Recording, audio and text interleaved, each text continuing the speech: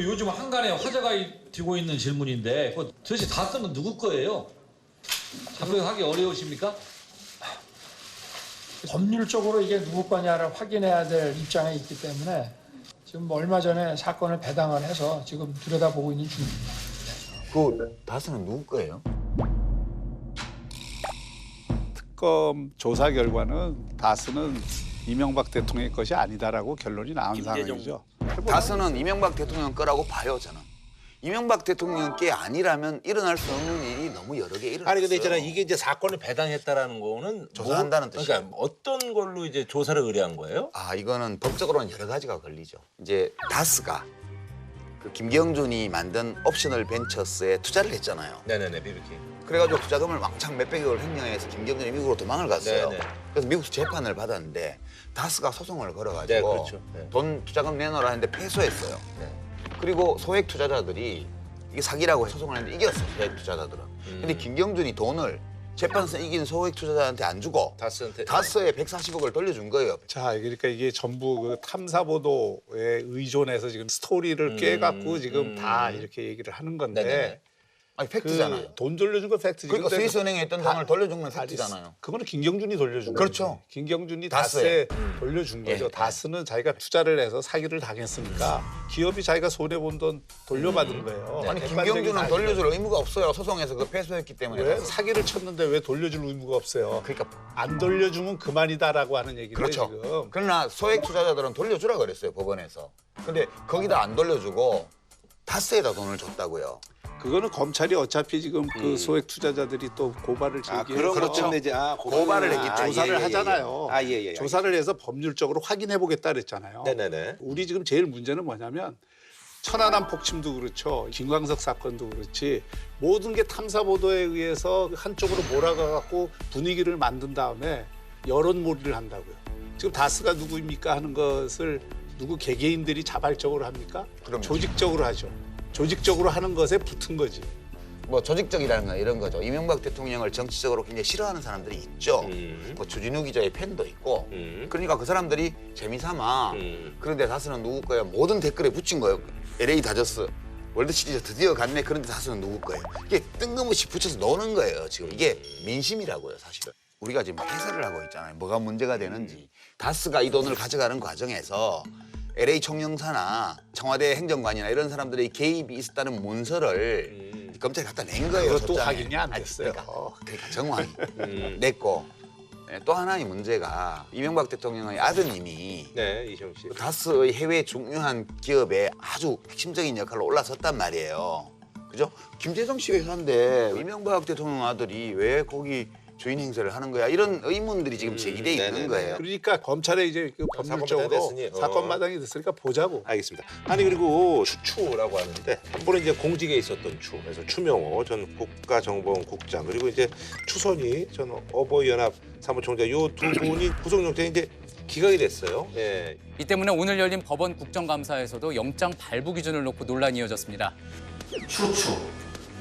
추신청은 추명호, 추선 이 영장 기각은 촛불혁명에 반하는 실망스러운 결정이었다. 어떻게 보셨어요? 예. 이게 기각 사유를 법원이 밝힌 게 좀 다르죠? 두 사람이? 그렇죠. 예, 예. 추명호 씨는 전체 사건에서 위치라든가 한 일이라든가 이런 걸로 볼 때 표현은 좀 달랐지만 하여튼 뜻은 범죄의 소명이 충분하진 않은 걸로 그렇게 해서 기각이 됐고요. 네네. 추선희 씨의 경우에 기각 사유가 범죄는 소명되었다고 보는데 도주 증거인멸 우려가 많지 않다. 이 두 가지 사유인데요. 그러니까 이게 두 사람 구속영장이 기각된 다음에 또 검찰이 굉장히 강한 비판 목소리를 냈고 네네네. 또 유성옥 전 심리전단장하고 두 사람은 또 구속영장이 발부가 됐어요. 그렇죠. 그러니까 이제 어떤 경우는 비슷한 사건인데도 구속영장이 발부가 되고 네네네. 어떤 경우는 안 되고 좀 왔다 갔다 하는 거예요. 네네네. 이거는 문제가 된 사건들의 법리적인 판단 자체가 상당히 논쟁적이라는 것을 보여주는 거예요. 그러니까 추명호 국정원 국익정보국장 뭐 그런 거였는데 사실관계는 거의 다 인정이 됐어요. 그 이명박 정부 대통령 시절에 여러 가지 정치 문제에 개입하는 그런 여론 공작이나 이런 것들을 했다. 그리고 박근혜 대통령 시절에는 또 우병우 민정수석한테 직무에 관련된 규정을 위반하면서 비선 보고 같은 걸 했다. 이런 게 이제 주요 혐의인데 문제는 국정원의 어떤 조직 단위에서 범죄를 저지른 것이 명확하다 할지라도 구성원 모두가 똑같은 역할을 한 건 아니거든요. 그러면 특정한 직책에 있었다고 해서 무조건 구속할 수는 없어요. 네네네. 그러니까 이 사람이 그런 직책에 있었기 때문에 연루된 거 이외에 능동적이고 적극적인 역할을 수행했다는 사실에 대한 증거 이런 것들이 좀 다소 미흡했지 않나 짐작이 돼요. 이건 아직 재판 결과가 네네. 아니니까 법리적인 다툼의 여지가 상당히 있고 도주와 증거인멸 우려가 없다고 판단을 하는 경우에는 구속영장이 기각되는 거죠. 그러니까 이게 불구속 상태에서 재판을 받는 게 피고인의 입장에서 볼 때 정당한 권리를 더 보장해 줄 수 있는 거다 하면 구속영장을 기각하는 거죠. 그러니까 확실치 않을 때는 피고인의 그렇죠. 이익으로 하는 게 네, 이제 기본 맞습니다. 법리거든요. 네네네. 그래서 이제 누가 구속영장이 기각되면 또 판사를 막 정치적으로 공격하는 거는 전혀 바람직하지 않다고. 그건 뭐 각자가 알아서 할 일인데 네네네. 뭐 표현의 자유가 있는 나라니까. 네. 근데 추선희 씨의 경우에 어버이연합 사무총장 지금 여러 혐의가 있는데 좀 달라요. 민간인이어서. 그러니까 국정원 지시로 관제 데모를 했다. 그리고 멀쩡한 민간 기업 앞에 가서 뭐 시비 걸어서 막 시끄럽게 하면서 이거 좀 주면 뭐 좀 정리 좀 할게. 이래가지고 이제 좀 그리고 돈 받는 자리에 국정원 직원도 있었다고 그러고 이런 게 있는 거예요. 근데 이제 검찰이 불만을 얘기를 한 거는 검찰 조사를 받기 전에 관련 증거 자료를 막 숨기려고 했고 주소지도 주민등록지 아닌데 거주하고 있어서 거주도 불확실하다 이런 얘기예요. 근데 법원에서 보기에는 증거 자료를 숨기려고 그랬지만 자료는 다 찾았지 않냐. 아니 검찰이 가지고 있는 자료만으로 범죄를 소명하는데 충분하니까 해당 사항 없다고 본 거고 또 주민등록지 아닌 곳에 또 안정적으로 거주하는 사람도 있잖아요. 그러니까 이런 점들을 살펴서 굳이 구속할 것까지 있나? 이제 그렇게 된 거죠. 지금. 너무 편들어줬나? 아니 뭐 합리적인 설명이었어요. 예. 그래요? 알겠습니다. 그리고 이제 그 정무에서는 말이죠. 심상정 의원님 뭐 한 건 하셨네요. 우리은행이 이제 특혜 채용이 꽤 있다라고 이제 의혹 제기를 했는데 우리은행 신입사원 공개 추천 현황 내용입니다. 국정원 직원 자녀부터 우리 여기 금융감독원의 임원의 자녀, 모 대학 부총장, 기업 간부 제가 확인한 바로는 이분들 전원 최종 합격됐습니다. 1만 7천 명이 지원해서 113대 1입니다. 이게. 대한민국이 이래가지고 청년들한테 아버지가 정치인이다 이런 얘기 할 자격이 있습니까? 이게 금고 대가성과 관련이 있다. 그 기관에 있으면 네. 기관이 특정 은행에다가 가지고 있는 돈을 다 이게 예산을 받아서 거기에 넣어놓고 네네. 출납을 하잖아요. 아, 예. 그러니까 그 월급도 거기서 주고. 그렇죠. 뭐 그런 그러니까 것들. 예. 개별 은행 기업 유치. 입장에서 예. 보면 그 금고를 하나 확보하는 그렇죠, 게 그렇죠. 예. 전체 수신고를 늘리는 대단히 중요한 수단이기 때문에 노력을 하죠. 네네. 각 은행별로. 그래서 이번에 그 제기된 거는 그런 금고를 갖고 있는 쪽에서의 청탁 또는 관련자들을 특채를 했다 이런 의혹이죠. 그러니까 이제 일종의 꺾기인데 네네네.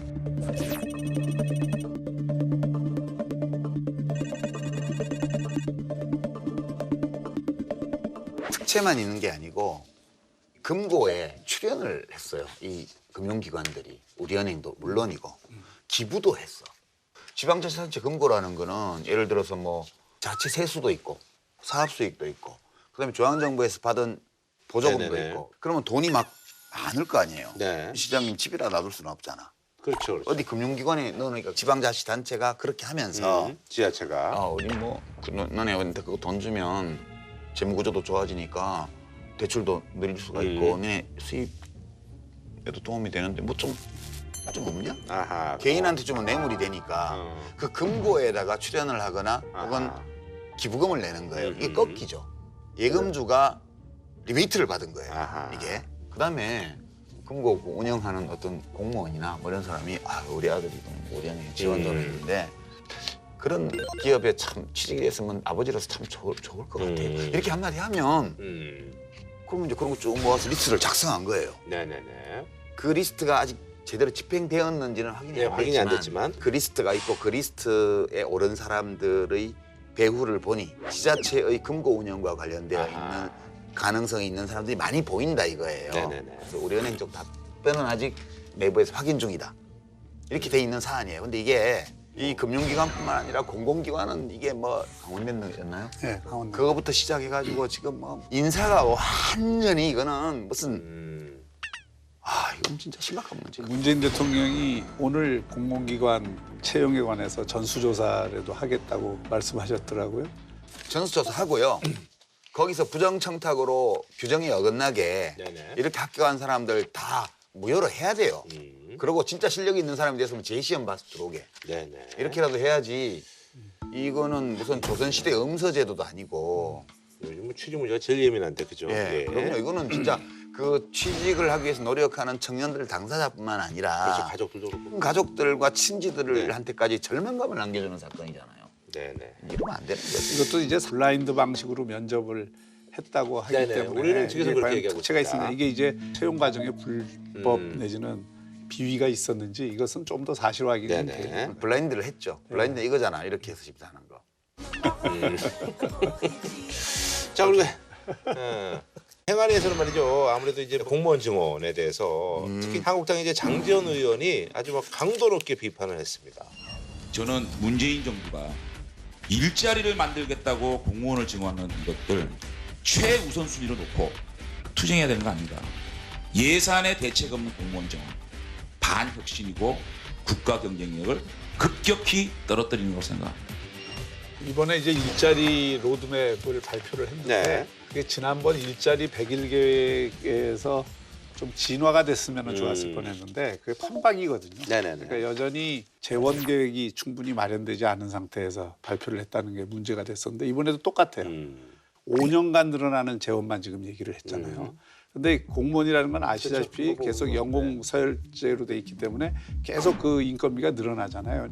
그리고 가장 큰 문제는 대부분 민간이 수행하던 것을 공공부문으로 흡수를 하는 형태이기 때문에 실제 일자리 창출 효과는 크지 않다. 아니 근데 민생 공무원 일자리, 현장 공무원 일자리라 그래서 경찰, 예. 군의 부사관, 교원, 근로감독관, 집배원, 소방관 이 민간이 지금 하고 있는 걸 아니 그러니까 사회적 서비스 일자리. 이건 사회적 서비스는 공공 분야이긴 하지만 전부 일자리는 아니에요. 이거는. 근데 우리가 전통적으로 국가 부문이라 그러면 공무원을 말하는 거고요. 네. 사회 서비스 분야는 국가가 고용하는 것이 아니고 공적 성격을 가진 민간 시장의 공급자들이 그 사람들을 고용하는 거니까 정부의 재정 지원은 들어가지만 이것이 곧 민간 시장을 공적 시장으로 바꾸는 거는 아니라는 점을 저는 좀 말씀을 드리고 싶어요. 이거는 알겠습니다. 뭐 한 줄로 평좀 부탁드릴까요?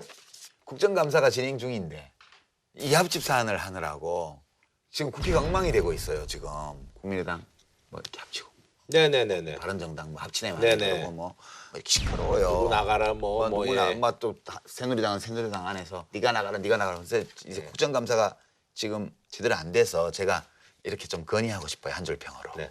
이합집 사는 국정감사 종료 후에. 국감 건대기가 없다. 알겠습니다. 자, 박근혜 전 대통령이 지난주부터 뉴스의 또 중심으로 이제 등장을 하시네요. CNN을 통해서 구치소에서 인권 침해를 당하고 있다라는 주장이 그래서 국제 언론을 통해서 제기돼서 논란이 좀 일고 있습니다. 그래서 이번에 준비한 주제 무엇이 인권인가? 박 전 대통령 인권 침해 논란. 아이 너무 무성해야 돼 이제 이거는. 이거 어떻게 하는 거예요? 무엇이 인권인가 이거 아니야? 아 그거예요? 그거예요? 너무 몰랐네요. 그럼 아니야. 무엇이 인권인가? 이런 거. 아니, 나는 이게 뭔가 했더니 그거예요? 아 알겠습니다. 예. 구속 연장 이후에 재판 보이콧에 나선 박근혜 전 대통령이 이번엔 해외 언론을 통해서 구치소에서 인권 침해를 당했다고 주장하고 나섰습니다. 더럽고 차가운 독방에서 지내며 질병 치료도 제대로 못 받는다고 했습니다. 그러면서 MH그룹이란 컨설팅 업체를 통해서 유엔에 문제를 제기하겠다고도 했습니다. 자신의 구속 연장 문제를 국제 이슈로 끌고 가겠다는 것으로 보입니다. 많은 분들이 이제 궁금해하시는 게 박근혜 전 대통령이 이제 국내 이제 변호사들은 총사퇴했는데 국제 법무팀이 있더라고요. 여기 이제 MH그룹이라는 회사인데요. MH그룹에 대해서 좀 이거에 뭐 대표의 이름 앞에 거 뒤에 거 첫 자를 딴 거로 추정이 돼요. 네네네. 이게 되게 베일에 쌓여 있는 그런 데인데 로펌이죠, 로펌. 법적 형식도 예, 몰라요. 예. 그러니까 근데 변호사들이 속해 있는 거는 맞는 거죠. 네네네. 그런 거고 과거의 사례를 보면 네네. 아들 가다피 리비아에 뭐 이런 사람 국제 전범으로 몰려서 아하. 국제사회의 사법 절차에 아하. 회부된 사람들을 변론해준 전례가 몇 번 있어요. 아하. 그런 정도 알려져 있죠. 그러니까 이제 요 MH 그룹에서 네네네. 그 로드니 릭 딕슨이라고 영국 왕실 변호사, 국제적으로 정치적인 사건, 전범에 해당되는 사람도 네. 변호를 한 적이 있고 또 전직 대통령을 그 변호한 그 경험이 있는 변호사죠. 이 사람을 이제 박근혜 전 대통령의 국제법무팀에서 고용을 그 의뢰를 해서 이 MH 그룹이 이제 그 사람이 속해 있지는 않고 이 사람들이 이제 예. 그 사람은 이제 픽업을 한 거네요. 예. 이것이 의미하는 바는 이제 박근혜 대통령이 국내에서 재판을 사실상 포기하거나 거부하는 지금 상황 속에서 이 문제를 좀 국제 정치 문제로 일단 대두를 시키겠다 그런 차원의 이 작업이라고 봐요. 근데 이제 국제 정치 문제로 대두가 되나요? 안 되죠.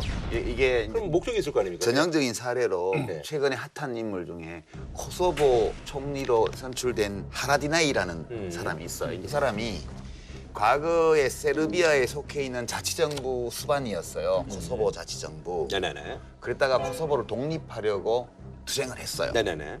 코소보가 독립을 해서 네. 몇 년 전에 이제 총리로 또 뽑혔어요. 이 사람이. 네. 이 사람이 그 전에 세르비아 정부가 전범으로 체포영장을 발부를 했어요. 그랬다가 프랑스에서가 이제 하여튼 붙들렸는데 세르비아 정부에서 야 이제 범죄자니까 우리한테 넘겨. 그러니까 프랑스에서 우리 못 넘겨.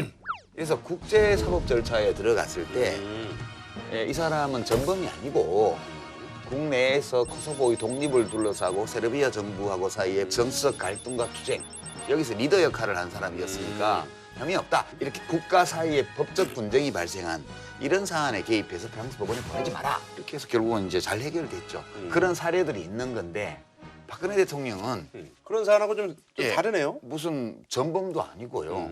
어떤 신병 처리와 관련해서 다른 나라와 우리나라 사이에 분쟁이 있는 것도 아니고요. 네네네. 유엔에서 다루지도 않는 이슈예요, 이거는. 네네. 그러니까 아무 해당 사항이 없는 건데 왜 했냐? 언론 플레이 하는 거죠. 박근혜 대통령 측에서는 의뢰를 한 적이 없다. 이렇게 이게 공식 입장이고. 네네네. 지지자들 중에서 누가 한 그러니까 것 같다. 지지자들 가운데 해외에 있는 지지자들이나 뭐 지인들이 의뢰를 했다는 거예요. 근데 이게 뭐 만만치 않을 텐데. 물론 뭐 수임료는 상당한 돈이 들어갔다고 봐야죠. 근데 개인적인 애정에서 그런 건가요? 그냥 단순히. 그건 아직 모르죠. 그건 모르죠. 누구 돈이 어떤 경로로 거기에 지불이 됐는지는 아직 정보가 없어요. 근데 저는 이게 전략적 의도가 있다고 봅니다. MH그룹 변호사도 하는 이야기가 구속 기간을 연장을 해서 잡아놓는 것은 국제법 규범에 맞지 않다. 인권 침해 소지가 있다.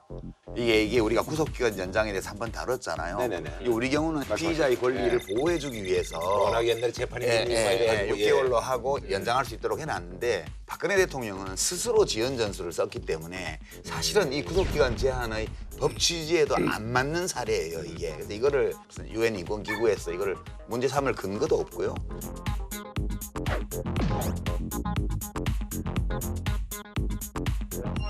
박근혜 전 대통령 입장에서 보면 법리 투쟁이 아닌 정치 투쟁으로 문제를 끌고 가고 네네네네. 있는 거예요. 그래서 국제 인권 문제화를 일단 시키겠다 하는 전략이죠. 그 얘기는 그동안 주 4회 10시간씩 했다. 그다음에 80회 재판을 그런 식으로 해서 이 재판 과정 자체도 피고인의 건강이나 건강 상태라든지 인권을 뭐. 고려하지 않은 거다. 뭐 이런 문제 제기도 지금 안팎으로 하고 있는 거고. 그래서 그 김진태 의원이 뭐 재판 치사 뭐 이런 얘기까지 하잖아요. 네네네. 또 하나는 국선 변호인이 됐든 또는 이제 골석 재판이 네네네. 됐든 이게 재판 편의주의에 의한 것임을 부각을 시키려고 하는 또 의도가 있는 거예요. 다음 또 6개월간 네네네. 이 재판이 사실상 정상적으로 진행이 안 되면 그때 또 한번 또 아무래도 정치적으로 좀 부담을 주겠다. 예. 하고 만약에 그 전에 재판 결과가 나오더라도 항소를 안 할 가능성도 저는 있다고 봐요. 만약에 이런 전략으로 간다면. 그럴 수 있죠. 항소를 안 하면 1심 재판으로 끝난 사람은 사면 대상이 되거든요. 그러면 이제 사면 투쟁을 공이, 하는 거죠. 그렇죠. 박근혜 전 대통령 빙고. 입장에서는 공을 이거예요. 정치적으로 던지는 효과를 갖는 것이죠. 지금 이제 그 경로로 가기 위해서 필요한 기초 작업을 아하. 나라 안팎에서 하고 있는 거예요. 그러니까 재판에 출석 안 하고요. 변호인들 다 사표냈지만 또 따로 만나고 있고요. 그다음에 국선 변호인 오면 면회 안 할 거고요. 그런 거예요. 원래 골석 재판을 하던 니들 마음대로 해라. 그러고 하고 나면 그다음에 항소 안 하고 유죄를 확정 짓는 거죠. 그러고 나면 그때부터 정치투쟁이에요. 박근혜를 사면하라. 이제 문재인 대통령을 겨냥하는 거죠. 근데 사실 그거에 대한 어떤 그 지지의 어떤 그런 큰 어떤 그릇이 자유한국당이 돼야 되는데 지금 자유한국당에서도 뭐 서청원 뭐 최경환 이런 분들 뭐 출당 얘기 나오고 그런데 그걸 밖에서 뭐 이렇게 지원할 만한 그런 정치 세력은 없지 않나요? 그거는 정치 세력과 관계없이 일단 1심 재판을 그 피고인 측에서 부당하다고 지금 사실상 네네네. 거부한 상태잖아요. 그 상태에서 1심 판결이 내려지면 피고인 측이나 그를 지원하는 세력들 입장에서 이 재판이 정상적인 재판이 아니었다. 불공정한 재판이었다라고 계속 주장할 근거를 만들어두는 거죠. 그리고 전직 대통령을 그런 어떤 확실한 법률적인 그 근거 없이 재판을 해서 이렇게 그 계속 가두는 게 맞느냐 하는 게 정치적인 이슈가 될 가능성이 있고 사면 문제가 나올 때마다 박근혜 전 대통령 사면 문제가 이슈가 될 수밖에 없는 상황을 만드는 거죠. 근데 이제 아주 좋은 전략이라고 하기 어렵죠. 네네. 그러니까 형량이 뭐 20년 전, 30년 전 신경 쓰지 않는다 이런 말들 나오고 그런 이유가 결국은 재판정에서의 법리투쟁에서 재판정 밖에서 이루어지는 정치투쟁으로 노선을 확실히 잡은 거예요. 그렇죠. 그리고 이제 앞으로 박근혜 대통령이 피고인으로서 또는 뭐 전직 대통령으로서 보일 모든 행동은 이 전략에 비추어 해석할 때에만 합리적인 행동으로 해석할 수 있을 거예요. 합리적, 다운표 치고 좋다 나쁘다 그런 뜻이 아니고요. 목적 합리적, 풀려나는 거. 그럼 목적의 합리성이 이제 뭐 친박 세력의 어떤 재건이라든지 뭐 이런 구역권에 힘을 실어주게 이런 게 아니라 그냥 오로지 뭐 본인의 사면 쪽에 약간 좀 포커스를 이렇게 보면 돼요. 이제 이게 상당히 정밀하게 향후에 펼쳐질 여론의 향방을 분석하고 해서 하는 거라고 봐요. 그냥 마구잡이로 그냥 감정적으로 하는 게 아니고요. 그러니까 지금 박근혜 대통령의 신병과 관련해서는 크게 봐서 세 가지의 입장이 있어요. 징역을 오래 살려야 되고 절대 사면해주면 안 돼. 이게 하나 있고요. 네네네. 그다음에 무죄다. 박근혜는. 이 재판은 정치 재판이다. 정치 보복이다. 이게 있죠. 네네. 요거는 작아요 지금. 근데 그다음 거. 그러니까 아이, 잘못했고 죄도 있고 또 이렇게 반성도 안 하고 있긴 하지만 여하튼 전직 대통령을 파면해놓고 감옥에 계속 가둬놓는 거는 찜찜해 좀. 이렇게 생각하는 사람들이 그 외연에 있단 말이에요. 그러니까 여기를 하나로 묶어내려면 법리투쟁이 아닌 정치투쟁으로 가야 되는 거예요. 그래서 뭐 이제 거기에 이제 인권이라든지 이런 것들이 이제 결부가 될 수밖에 없는 거군요.